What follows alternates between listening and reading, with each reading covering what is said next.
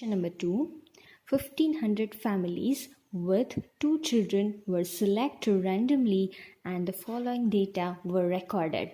Number of girls in a family and number of families. Now here you need to remember whichever numbers will be given in the question, that will be your total number of trials. Here you can observe it is 1500. That means for this sum, this 1500 will be total number of trials. Now look at the data given. From 1500 families, 475 families are there who have 2 girls. From 1500 families, 814 families are there who have 1 girl. From 1500 families, 211 families are there who have no girl. Now we have to find the probability of a family having 2 girls. That means this data we will use, the first data. Then 1 girl, that means second data we will use, and no girl, that means 211 families have 0 girl. So we will use that data. Now see here, the total number of trials, that is 1500. From that, 475 families have 2 girls. Now, first of all, we will write the formula P of E, number of trials in which event happened, divided by total number of trials. Let us write for number 1. We have to compute probability of 2 girls.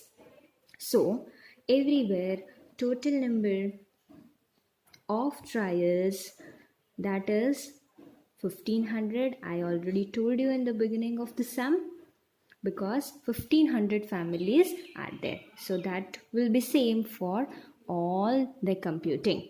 Now we have to find probability of a family having 2 girls. How many families are there who have 2 girls? 475. So this will be what?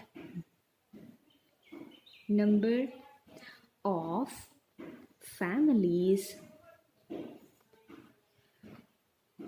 having 2 girls. That number is 475. Now let us find the probability. P of number of families having 2 girls. So what are number of families who have 2 girls? That is 475 divided by total number of trials are 1500. Further, when you simplify this, you will get fraction as 19 divided by 60. So this is answer for first probability. How did we get this fraction? This, when we divide, we'll get answer in terms of fraction with 19 divided by 60. 19 into 25 is 475, whereas 60 into 25 gives us 1500. So we got 19 divided by 60. Now next is number of families having 1 girl. They are 814. Total number of trials we have 1500. So we will write probability of number of families having 1 girl. That will be 814 divided by total number of trials 1500. This is divisible by 2, this is divisible by 2.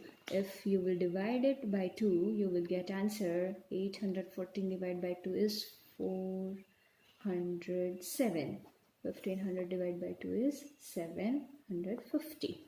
So this is answer. Next is number of families having no girl, that is 0 girl, that is 211. Let us write P of probability of number of families having no girl.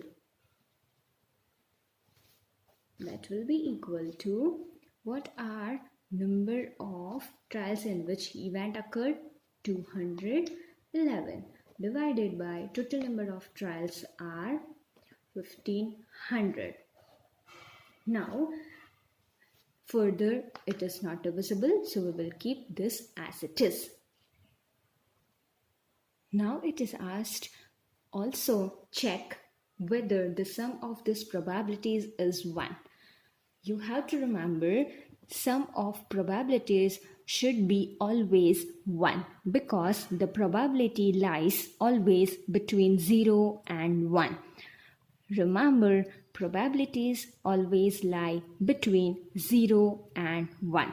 So the maximum probability is 1. So here we have to check whether the sum of these probabilities is 1 or not. So what we will do, we will add all this and we will check. So let us write the sum of probabilities.